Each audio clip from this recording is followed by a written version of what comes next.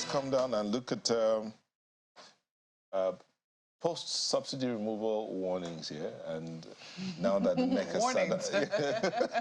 the NEC has had its conversation, as the National Economic Council has had its conversation, and they've come up with some things. They've come up with a unanimous agreement on the disbursement of palliatives and in what mode and how they will come, when they will come. They say it's tied to the social register of both the national and states, howbeit after examination. But we have in the studio to help us look at the outcome of the National Economic Council meetings in the studio here in Abuja, Professor Ikechukwu, who is the Executive Director, Development Specs Academy. Thank you for joining us. Thank you. Also here in our Abuja studio is Ayobami Oyalowo, who is a development economist and a member of the All Progressives Congress. Thank you for joining us. Thank you. Good morning. Joining us virtually is a senior economist, SPM professionals. We're expecting Paul Alaje to join us in a bit. He'll join us virtually from Ibadan. But let's start off here in Abuja with Professor Ikechukwu and Oyalowo, Mr. Oyalowo. So, gentlemen, you heard the news, the outcome of that meeting of the National Economic Council meeting. So let's get, first of all, how did you get the news? How did you take the news? First of all, let me start with you, Bami. The National Social Register was something that was touted and spoken about a great deal by the last administration.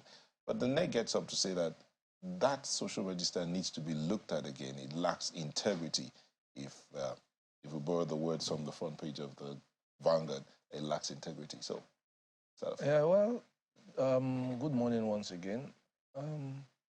I wasn't that surprised, really, because for many of us, even though we are members of the party, we thought the last people who handled the social investment program did not do a good job, especially during the second term. We thought it was better handled initially when the vice president office handled it in the first term of 2015 to 2019. But when it was moved to the ministry, I personally thought, I still believe that the government minister lacks what it takes to really run the program. I mean, initially, we were very proud of the N-Power, the conditional cash transfers as was being handled from the office of the vice president. But yes, we know it was necessary for it to be put in a situation where it's not an ad hoc thing. So yes, it was to be institutionalized. But I thought the person that was selected to handle the job was not up to par. And we all saw some of the nonsense we heard, especially during the COVID, that she purported to have done. I still think somebody needs to call her to order. Somebody needs to question some of the things that we heard she did. So I am not too surprised that the NEC has come out to say it lacks integrity. Unfortunately, they are calling Buhari's name now, which makes me a bit sad because I know Buhari as a person, as the former president, meant well. He meant well. He meant well for Nigeria. He is never short of integrity. Unfortunately, maybe some people whom he trusted decided to play over his trust on them. So I'm glad that the NEC is saying this, and I hope when the new registers are displayed, because now we're looking at both federal and state registers, I hope we will understand the criteria that will be used to handle and to compile such register, because clearly Nigerians need this palliative. Clearly, it's a good program. Clearly, it is something that is done worldwide. But there must be integrity. At least when you're doing social sciences, you can't make it like a full science where it is 99%. But you must have at least 95% integrity in that register. So that is what I am looking forward to, so that when we begin to talk about the palliative, the cash transfers and so, we will not have so much argument like we had in the past. We will not have people impugning on the integrity of the president like it was done on the innocent President Buhari because of innocent President Buhari. Yeah. I mean, that's a new one. innocent President Buhari. Well, he was president. I mean, well, you see, the thing about presidency, let me give you an example. Stops us in stable. You sit here and the man who owns this place or who is the MD does not necessarily sit down and teleguide you. he thinks he should be able to do what is right. I think that was what Buhari did. He put people there So hoping they'll do what is right. When indeed people don't do what is right, but did you hear what I just said? I expect that the woman should be called to question now that the government has gone in. For me, that should be the right thing to do. I mean, but please, let's not use the word innocent. So you think President Buhari is not innocent? President Buhari was the person, that's your opinion. Nigerians My opinion is that President Buhari is innocent. He was the president for opinion. the 8 years, for a duration of 8 years. But honestly, and I think that whether his ministers did well or they didn't do well, he takes both takes both the credit and he takes both the failures that his, whatever it is that his minister, however it is that his ministers performed. But let me come to you, Prof. I saw that you were stifling a laughter while he was speaking. That was because I said innocent President Buhari. Even before you said innocent President Buhari, there are a number of things which you said, and I saw Prof really struggling to hold back his laughter. But Prof, it does appear that the surgery, we've been told about this famous surgery that needed to be done, and right now it does appear that the patient is bleeding out. People are saying, 617. This is the first time we're actually saying that, when they tell you that subsidy has been removed, oftentimes it's not when they remove the initial subsidy. It is whether they would actually let market forces operate when push comes to shove, especially if the prices are going to go up. And this is what we're seeing. From, at least let me speak for the figures we know here in Abuja, from a relative 540 to 617 or 620, as the case might be. That's quite a hike. It is. And a lot of people are feeling the pinch. So right now, big questions to ask us. The first, do you think that people really understood what deregulation meant from the reactions that we can see, to this price hike first? Do you think that people really understood? Or is it that we're not prepared for this level of hikes? Can I backtrack a little and come forward on the earlier issue raised? I don't want to talk about spending $254 billion to feed children who were not in school. I was concerned about the innocence of the former president. I'm the principal of a school. Teachers are employed. There are processes there to prepare their notes, their lesson notes. Lesson notes get inspected. Then they teach, and you do monitoring and evaluation to ensure the children are learning. For having employed presumably competent teachers, I leave them to do what they like. I am totally responsible for their failure, what happens to the children, and their failure is proof that I was not doing M&E, namely monitoring outcomes. And evaluation. So we can speak, and even long before President Buhari became president, in the run-up, I remember some interventions in the media. The question about his personal Spartan life is not in doubt. But I refer to Nyerere. Nyerere was a very good man, but he ran Tanzania aground because his private goodness did not and could not translate into managing the state. So I thought I should reestablish that fact on the table, that as president, he outsourced, in my view, possibly wrong, but my view, he outsourced responsibility, and most of the things you got were just reflexes and gestures that did not show a hands-on presence. I thought I should make that point. Now, on the current matter on the table, the first thing would be to commend the National Executive Council for being honest. This is an embarrassing thing to admit, especially given that the government in place is, if you like, an extension, if not a continuation of the previous government. Now, subsidy has come. We've always wanted a removal has come. We've always wanted removal. I must also be honest enough to admit that removal will have consequences. Now, these consequences wouldn't have been so bad if it was done 8, 10, 12 years ago. Now it has come. Now, the years people didn't understand it, the average man doesn't know about subsidy, its presence or not. All they know now is that fuel price has gone up. It's at our level that we are speaking of subsidy removal. What they know, government has increased fuel price. Why? Government is wicked. That's one. Two, looking at the economics of it, the expectation, remember that diesel was first deregulated. It was expected to crash, but there was political intervention. Having deregulated it, it was now left, a kind of monopoly was created. So the whole point of deregulation failed, since only one source mostly was bringing it in and determining the price. Now, I see the possibility of an oligopoly. It's deregulated, Or it happens to be only the four of us here who sell it. And we meet among ourselves and say, well, look, oh boy, you sell at this amount. Girl, you sell at this amount. It's an oligopoly, a monopoly of those who hold custody and all of that. And that can also happen. You know, the Naira, what do you call it? The collapse of the exchange rate is supposed to probably bring the dollar to about 45, and Naira 40-something Naira, if you really want to talk about the influx. Look at the inflow. Now you remove subsidy. So on a weekly basis, you get several hundreds of millions of dollars in your pocket you don't have to spend. That's extra income. Now, all the others, Shell and the rest of them are bringing it in, but we could also still have an oligopoly.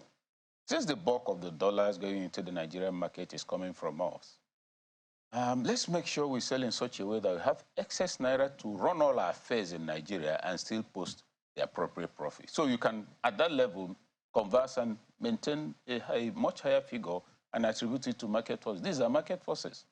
Nobody with dollar is running a charity. It's not Red Cross, it's not Red Crescent. They're out there to make profit.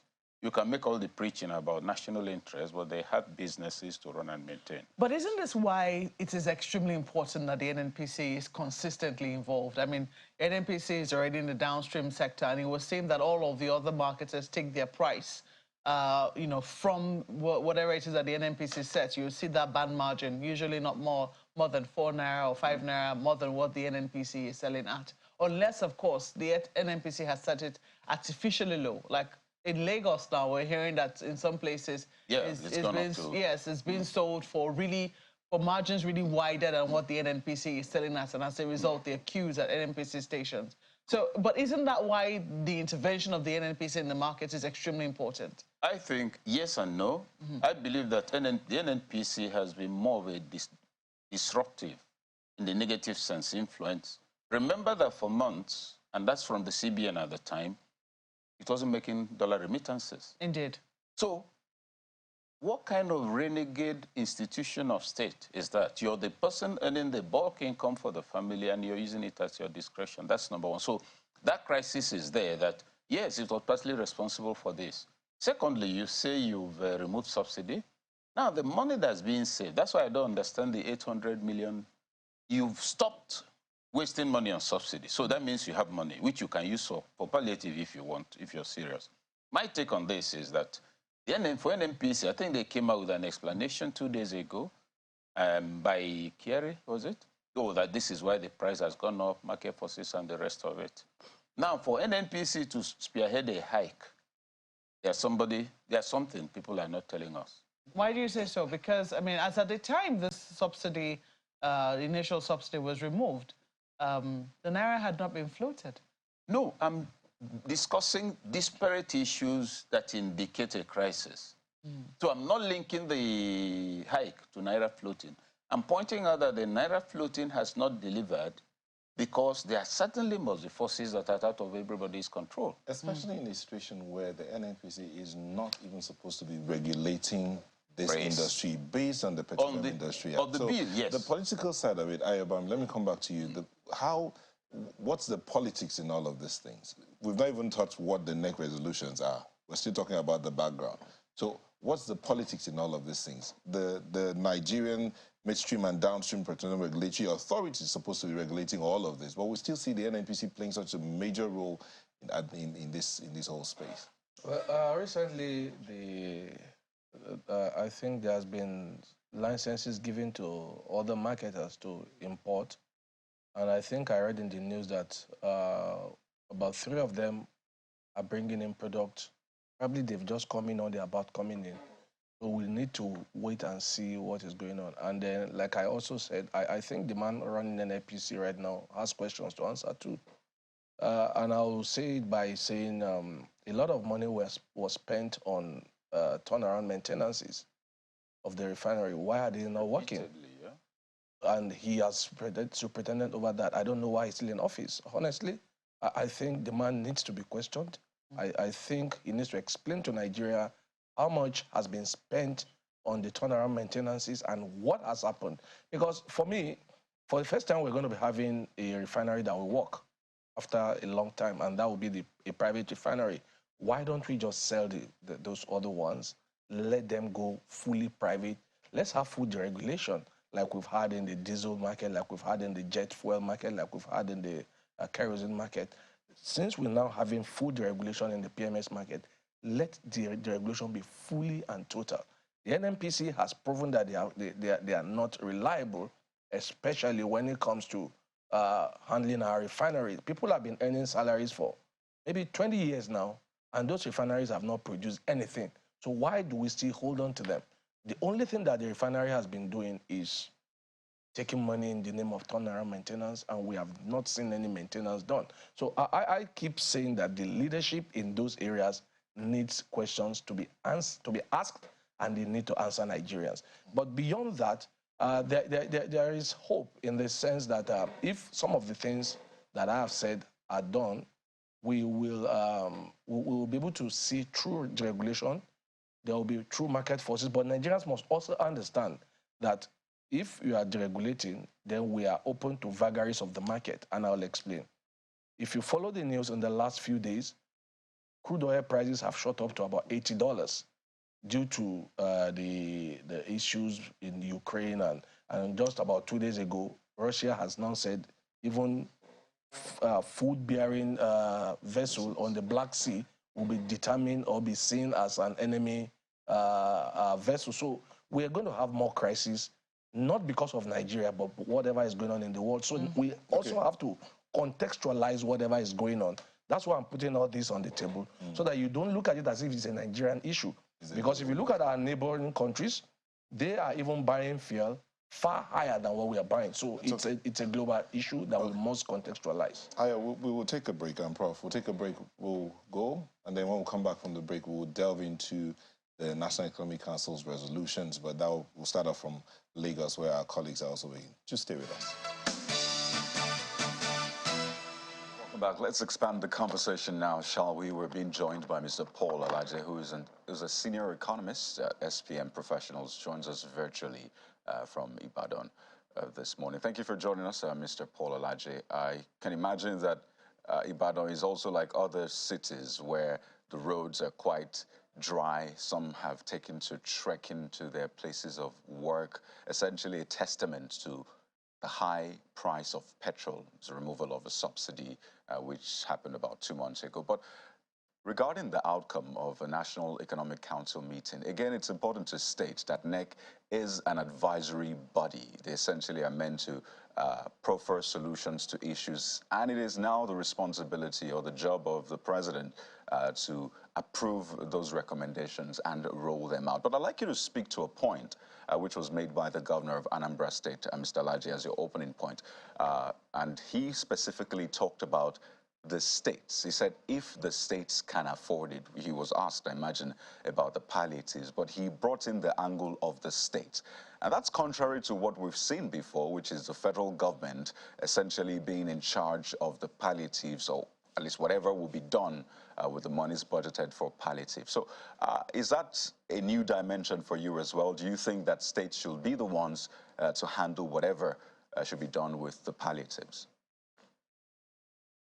Yeah, thank you so very much for having me, sir. I think the state can add to whatever federal government is doing. The impact is ubiquitous. It's not just per state, and it will be very difficult for us to have an homogeneous implementation if the state is managing the process. So it's important for it to be central. However, it's also good that state adds to whatever the federal government would do as per a way to reduce the impact of subsidy removal on our people. And I must also say that we want to assume that a conditional cash transfer is the best way to go. I have said it time and again, and I believe that I've had this conversation with you on a separate program where it said that conditional cash transfer has not worked around the world, especially countries with that kind of population, countries with that kind of reality, from India to China, even in Europe after the Second World War. We have seen it being practiced in Argentina, and it also failed in Argentina. At best, you are trying to hold people to a point in poverty. But when you want to really help the people, especially because World Bank is saying if we adopt this same method, we might have 7.1 million people join the poverty line. Please, you can pick up the report of World Bank 27 June 2023. World Bank is one of the proponents of conditional cash transfer. I really don't know why suddenly World Bank is now realized that if you just give cash to people without going through the process of helping them, you might have 7.1 million people join the poverty line. Not for the year, from 1st of June to the end of December. That's on one side. On the second side, recall that the same report showed that 4 million people, even in a regime where we were giving money out to people between January to the end of President Buhari's administration, we have had 4 million people join the poverty line. The question is, should we continue to do the same thing and expect a difference to come, whether at the state level or at the federal level? Or should we continue to practice the same method that is really not helping people? 5,000 naira was the subsidy removal regime. So if we're now making it 8,000, that means we're actually, in the real sense, adding 3,000 to it. And because I've been giving to households before subsidy was removed. So I think there are other things. If time permits, we can extract what we think government should do that will truly have positive impact in terms of what government wants to achieve. Because when you remove subsidy, what does it mean?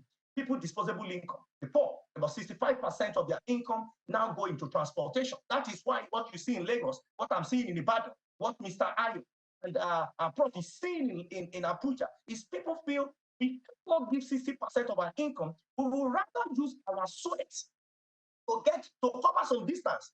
Go to Computer Village, that video trended on social media as to how people now prefer to trek because they cannot give away 60 to 65% of their income in transportation. And that does not mean that promoters are defrauding people just to make money. Price was 195. It jumped from 195 to over 600 naira within a short period of time. Even if MBS don't report what the inflation figure is, we know that the average inflation in the pocket of people has since increased beyond the 20s to 30s or 40%. But we hope that, yes, it's important government take some policies, but the readiness of the impact and how to ameliorate the negative impact on all of this is what I hope the government of Nigeria will also be willing to do.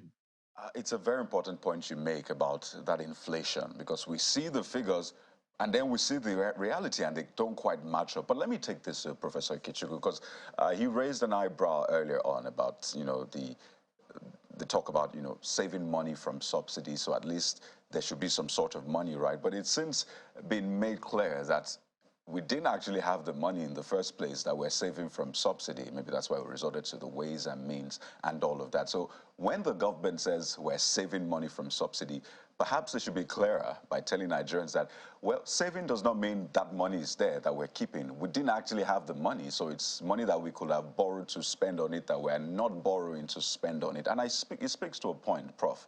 You made it last time we had this conversation about some of the policies of this government. And you sounded quite confident that this was the right path to go. But in terms of trust, communication, don't forget, some days ago, the president had ordered that the whole gamut of the palliatives be unveiled to Nigerians. We still haven't seen even half a gamut or 10% of a gamut. We don't know what the government is doing.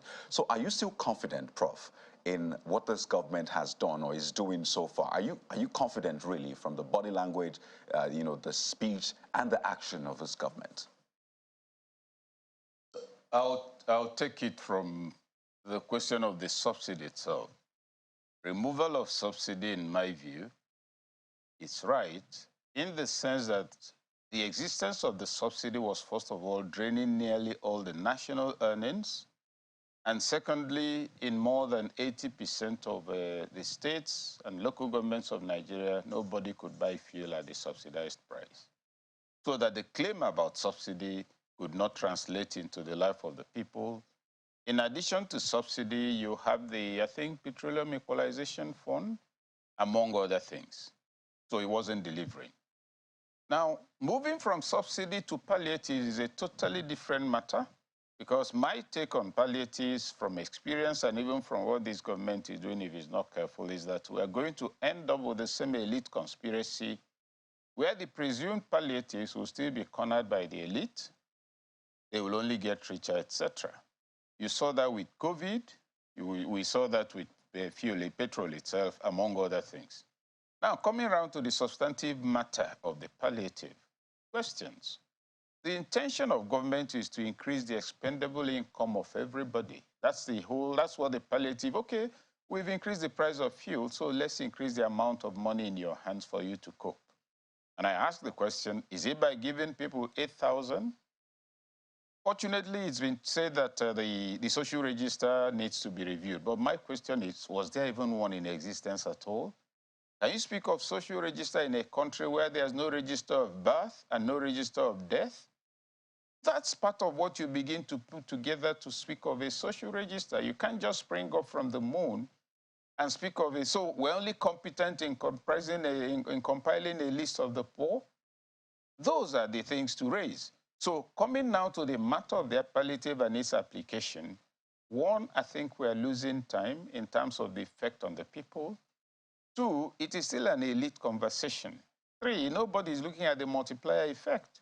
If you give a family 8,000 a month, and that's supposed to sort out transport, and I'm living in Gwagwalada, let's assume first, I don't want to raise the question of how you determine the families of the poor. After all, under the Ministry for Humanitarian Affairs, which I still think should be scrapped because there's NEMA and there are other agencies. Remember, we had, I think, 40 million poor that they were giving money allegedly and physically, not even by transfer, which tells you that a lot of funny things must have been going on. Now, let's assume you determine that I'm living in Gogolada, I now benefit, I get 8,000 naira. To come to work now, the same place that I used to spend about 370 naira, I spend 5,000 naira. Now, just one day of going to work, the 8,000 is gone. So this is totally unproductive. Something more sophisticated has to be thought about and done. Also, conversations need to be had. That's why you say, the president has said, unbundle it. That unbundling should also include consultation. Okay, before, there's a certain amount you pay and travel from here to Calabar, from Abuja to Calabar. Today, I understand most of the, most of the buses will take 25,000, in some cases 30 for the same distance. Now, let's do the math. I have a bus that has a tank of 75 liters. If I fill it up completely, how much will it cost me? Less than 45,000. Let's even assume it's 40,000. I go halfway, so I fill it up twice and end up spending 80,000 naira just to go one way. But in going one way, I've also collected, for that trip alone, the total amount I've collected is 250,000. So for one trip, I'm making, let's assume that 100 is on transfer. For one trip, I'm making 150,000. Now, that's 150% profit. Also, our road transport owners and road transport workers, the victims are mostly people in the class of the poor. The Okada man who drives from maybe Lube in Abuja to Galadimawa will take 1 naira. Now he's taking 3 naira. You check the volume of expenditure, he's making 3 times the amount of fuel spent for the same distance. So it is true that it's gone up, but the bulk of the punishment is coming from unthought through arbitrary decisions by actors. So the increment, if you're making 150 on a trip, it means that if you make 100, it won't kill you. It means that if you make 70, in the past it used to be 30, it won't kill you. But you insist on making 150, who is paying the 150? Not your governor, is your neighbor, etc. So there has to be a national conversation about steps need to be taken for mutual protection and general survival. We are focusing too much on the fact of, oh, there's a fuel increase. The criminality we are internalizing. Of course, they are understandable too. Acts of desperation. Look, let me see what I can do for myself. This government and all governments don't care about me. So you also now have that renegade social orientation that's creating more hardship than would have been the case. Imagine that this thing happened and conversations were had, discussions were made on this Rudy will seem a reasonable figure, what do you think, etc. I believe that should have been part of the conversation. So to round up on the issue you raised, we need to make a distinction between the fact of removing subsidy that wasn't impacting lives, or rather removing the claim there's subsidy for which money was being taken, and the question of managing the outcome where salaries are not rising, food prices are rising, transport costs are rising. You're not, if you get 1 children, okay, parents don't pay school fees, that gives them more money. Stop paying taxes for 6 months. That gives them more money. But 8,000? Let's get real. That's a big question, Professor Ikechukwu, and pretty much that was where we started off from when Nyota was saying that, look, if we're making more from revenue collected by the FIRS, there should be some accountability from government, to tell Nigerians what this goes to. And that's where I'm headed as I come to you, Mr. Oyalowo. Recall when the president announced, that big bang, that subsidy is gone, the NNPCL CEO also came, on live television, in fact, on our sister program, to say that, as a matter of fact, subsidy had not been paid, taken responsibility for by the federal government since 2016, and it was the corporation that was taking responsibility for paying that subsidy. And tie that now to the chairman of the Governors Forum, Senator Hope Uzodimma, who says now that states now have increased allocation following the removal of subsidy. I'm just wondering, is there accountability, from government in that regard? If government had not been taking responsibility for subsidy since 2016, how has the money been spent since that time? Mr. Oyalowo, that's for you. I think you got that part of responsibility wrong. What NNPC was saying is not government not taking responsibility. Actually, they were doing something they call crude swap. So rather than NNPC selling, they were doing swap, so they were not remitting any money into the coffers of the government. That is not to say I'm defending the NNPC. I've already told the world right here my thought on what should happen to what he said was quite clear. Mr. Oyalowo, what Mr. Kyari said was quite clear, that the government had not been paying the subsidy, had been defaulting on payment of subsidy over a period of time. Yeah. Unless you are giving that interpretation. Well, I understand what you're saying, and I'm also saying that aside from government not paying, NNPC had been the one in the forefront, and like I said clearly, NNPC has been badly managed, and the people managing it have a lot of questions to answer. But I also want to do a little bit of walk back. Paul is my good friend. We've squared up in a few times. But I see him mention all the problems. He hasn't given one single solution. At least Prof has tried to say, let's do this, let's do this. So I want many of us, analysts, economists, and everybody, don't just talk about the problems. What exactly should be the solution? Everybody has killed the 8,000 naira palliative that was planned, and the government has decided to review it, which is good. However, I want to take a little bit of a different position in that. I think when they are talking about 8,000, Prof, is not for people like me and you. We don't need 8,000. It is for people, if you go to villages and some other areas, there are some people that maybe 1,000 could look like $1 million naira to them because they don't even have anything. So clearly, there must be a review, but I don't think the 8,000 is for some of us who have telephones, who have cars, who can go. Some people don't. I know people in areas, when I was doing my campaigns in villages, who don't enter vehicles. They trek from every point in their life. So those kind of people, 8,000 might mean a lot to them. But the problem here is, will they get the money? So that is why the registers must be well thought out, must be well compiled. However, I also disagree with homogeneity, like Paul said earlier on. We don't the problem of the man in Damaturu is not the same problem with of the man in Anambra. So I think the states must be more involved, and every state should devise what they think their people really need. This homogeneity is the reason why we are where we are. You cannot say what is going on in Sokoto must be what will go on in Ibadan. Because the problem of the man in Sokoto is not the exact problem of the man in Ibadan. Yes, everybody must eat. So this is where I think the state must be more involved, because each state should be able to devise a means to touch the lives of their people. The federal government should only be there to give backings to whatever the states are doing. So we must remove this idea of let's centralize everything. This centralization is what built this monster that we've been dealing with. So I think the state should do more to touch the lives of the people. Man, to answer your question on government defaulting, that is why I said earlier on, questions must be asked, and people must be made to face the consequences of the action. If truly there have been default, who have been those people who were responsible for the default? Have there been reason for default? Is there genuine, or was there some funny business that has gone on? So those are the reasons why I called earlier on that people who have been put in offices to do jobs should be brought to come and answer questions on, this was your responsibility, how did you handle it? So for me, there is no need to hide anything to protect anyone.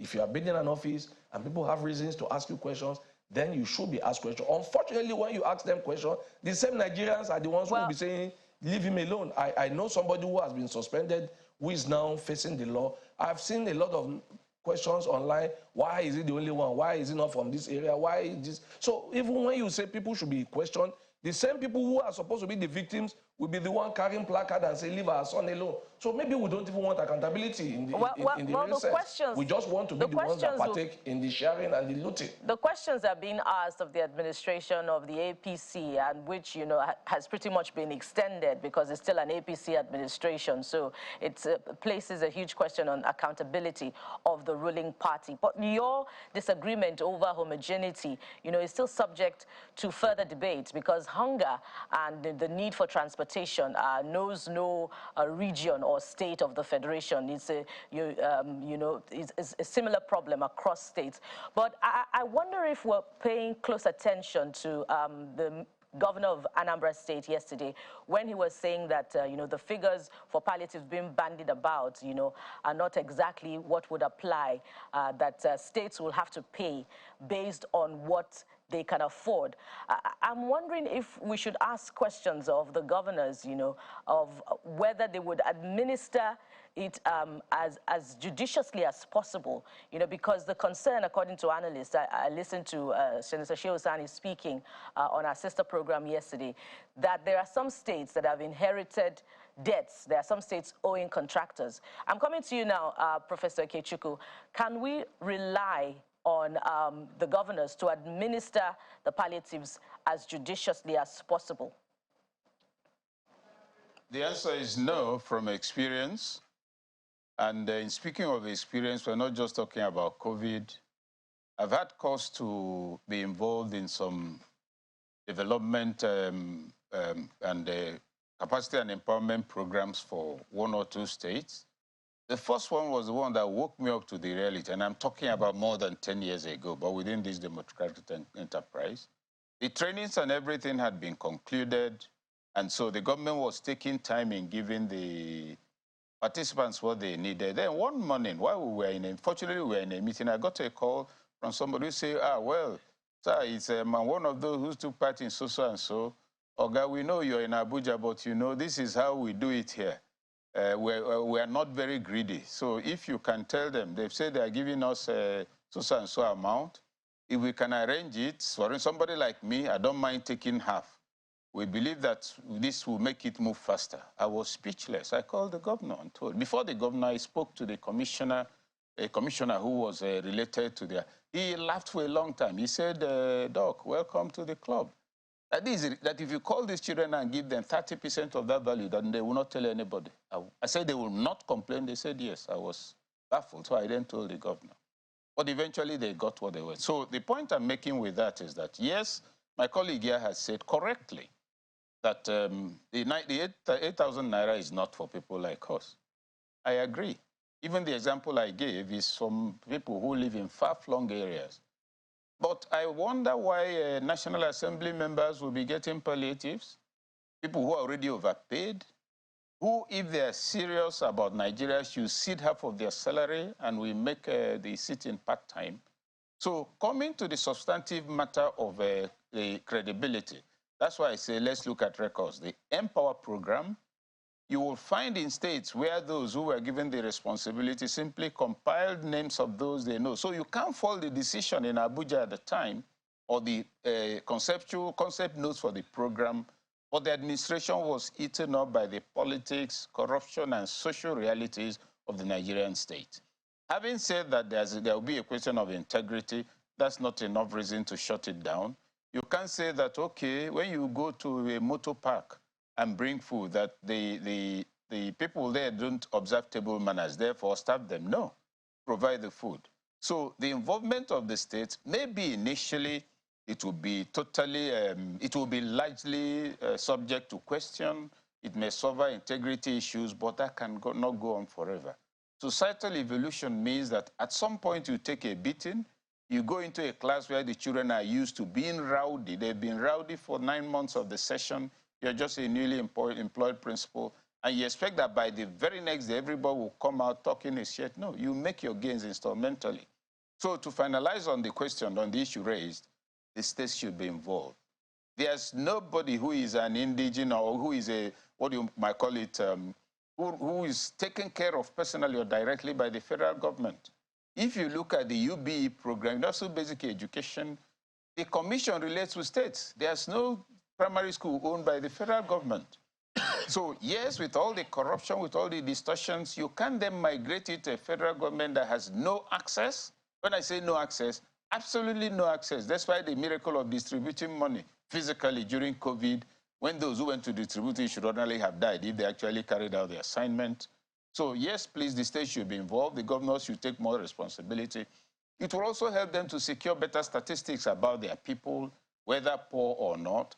But more importantly, I believe all states, with this talk about social register, which is a purely, in my view, imaginary claim, will need to now have birth, registration of birth, formally and extended and all the way down, because most Nigerians are born in localities, not in Abuja, not in state capitals.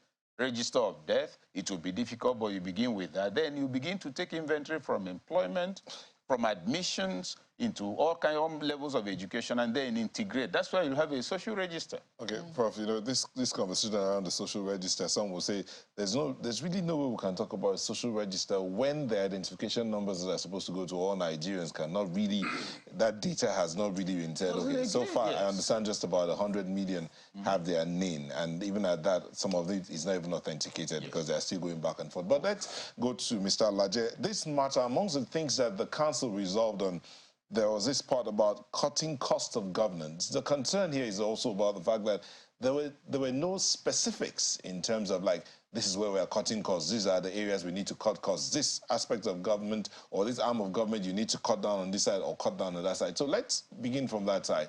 Cutting cost of governance. At what point should state and federal, where should they start from? Very much once again. You know, over the years, government have tried to remove subsidy, and because of distrust in the people, in the government, people have always said no.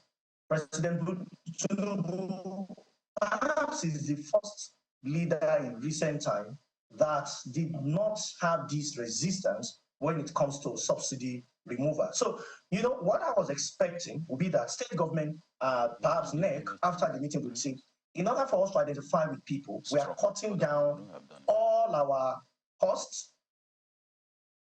I don't know if you can hear me. In order to identify with people, we are cutting down all our costs by 1/3. Say remuneration, allowances, benefit, everything going down by 1/3. That is 1/3 of all monies that should go to government, or those that are representative of us in government, including the National Assembly and the executive, we go down by 1/3. That will put confidence in people, because here is it. When government says, tighten your belt, even though the belt is old, meanwhile, their hole is not tightened at all. What we have seen is about billions of naira going to the National Assembly, and people wonder, it's the same country. How would we, even though government has explained that the money will not exactly be for palliative, the challenge I have with that is the timing of when that appropriation is coming. I would need to quickly respond to my brother, my friend, Mr. Oyalowo, who said, oh, Paul Alaje is my friend. I'm happy he's not leaving the studio today, by the way, because we are meeting again. At least he's still seated in Abuja. Here is it. Some of the recommendation we have made. I've made recommendation even President Tinubu came to office. And I've mentioned that President Tinubu, before he removes subsidy, must ensure refinery works. The refineries are not working. Let me tell you this. FX was at official window was 461. It has grown. to about 700 or 800, depending on the market you want to adopt. That is why PMS increased. It is not the forces of demand and supply. It is because the cost at which marketers are bringing PMS has increased. It's not forces of demand and supply. If you devalue again, ready to pay more for PMS, because we have to, for some reasons, we are just unable to refine it. So if we make refinery work, what is the real solution? Not palliative, that all our attention has been diverted. Make the refinery work. It would increase, but there will be some level of stability. Okay. Instead of government saying it wants to give to people, government can also give to people. We have to start winding down. If you can hear me, we have to start winding down. You brought up the matter of the crude oil, and we had a conversation here one time where one of our guests gave us a breakdown of what could happen if Nigeria decides to refine its own crude. He says that barrel that sold at over just about $70 per barrel, from that barrel, the byproduct of refining that product could give Nigeria as much as $2,000 for that one barrel that we have. But let's come back this way. He's mentioned, as we wind down, I mean, our closing thoughts here, he's mentioned the need for the government in the conversation or in the bid to show the people that this, we understand your plight. Subsidy is gone, and so we want you to tighten your belt, even though the belt is old. But we are also tightening our belt, so we're cutting down our costs across board by 1/3. Both of you can answer to this question real quick. Please keep it short. Is it possible, and how quickly can that happen? I don't have a problem with government cutting down costs. The problem I have with people who have been saying government should cut down costs have not been specific to which area exactly should they cut down. Because if you are looking at it, are we supposed to sack civil servants so that we reduce the cost of salaries? Or what exactly are we cutting? So, yes, I completely agree with those who have said government should cut down costs, but I'm still asking them where exactly. That is why I keep saying that when you are making this recommendation, be specific. If you agree, what parts of government I'm not being the advocate of that, but I agree with them. I'm just agreeing with them. So what areas would you say? They are the ones who wanted it. They should tell us the areas. In specific terms, there's something government spends on. When a governor appoints 8,000 aides, he's not helping either himself or the state. He's wasting money. Soludo walked in as governor and inherited a cleaning cost of 115 or thereabouts million. Cleaning, general cleaning of state house, government services. As I'm talking to you, the cost is at 11 million. So all state governments are capable of reviewing the wastes, which often is not caused by political baggage. Look, I have 27 people. Okay, I'll name them essay. And I'll be giving them 500 or 250 every month, which they share with the organ.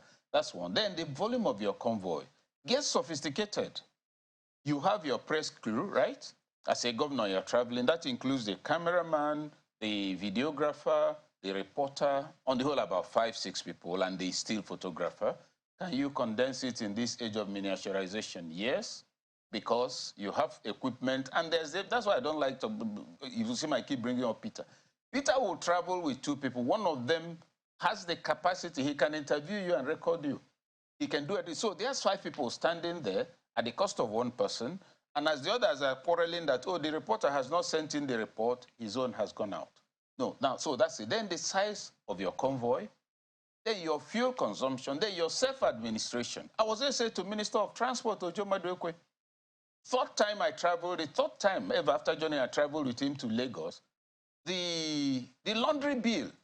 This is 2001. The laundry bill was in excess of 120,000 for 3 nights. Even he was servicing the whole of Ikeja.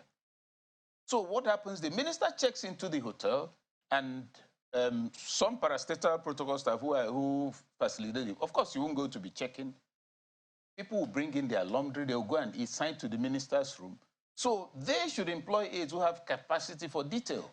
With that, so I just, once we check in, I walk in, I say, I look for the banquet manager, I look for this. This is number of people in this room. Please clear anybody who is going for buffet with me. Then laundry, there's no laundry from the minister's office, minister's room or mine, except, or any other aides that we came with, except is this and that. Now, that is attention to public administration. Maintenance costs must be reviewed. If you outsource maintenance, because every car has a maintenance manual. I bought an SUV for 90 million. I know that it takes, you must do 25,000 kilometers, no matter how you're doing, before you change the brake pads.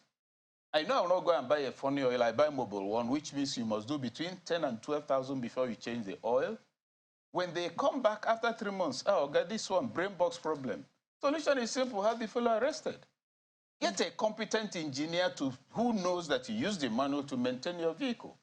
You don't need to have pay a visit, for instance, to the mechanic for repair. So all of that, it's about detail. It's about understanding the value of public expense, etc. And in the view of that, we'll be able to cut down all the costs. Absolutely. And not exceed our time limit, even as we speak. Thank You're you so cutting much. Down time now, not cost. We have exceeded the time and all of that. Thank you so much for coming in this morning. Professor Oke Ikechukwu, Executive Director, Development Specs Academy. Ayobami Oyalowo, who's a development economist, a member of the All Progressives Congress. Thank you. And the man that joined us virtually, Mr. Paul Alaje, Senior Economist, SPM Professionals. Thank you all for coming in this morning and sharing your thoughts with us.